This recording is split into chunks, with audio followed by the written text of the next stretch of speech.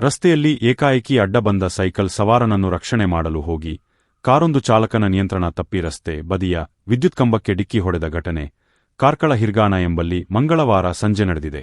ಘಟನೆಯಲ್ಲಿ ಪಂಚಾಯತ್ ರಾಜ್ ಇಂಜಿನಿಯರ್ ಸದಾನಂದ ನಾಯಕ್ ಅವರ ಪತ್ನಿ ಮತ್ತು ಮಗನಿಗೆ ಗಂಭೀರ ಗಾಯಗಳಾಗಿದ್ದು, ಖಾಸಗಿ ಆಸ್ಪತ್ರೆಗೆ ದಾಖಲಿಸಲಾಗಿದ್ದು ಚೇತರಿಸಿಕೊಳ್ಳುತ್ತಿದ್ದಾರೆ.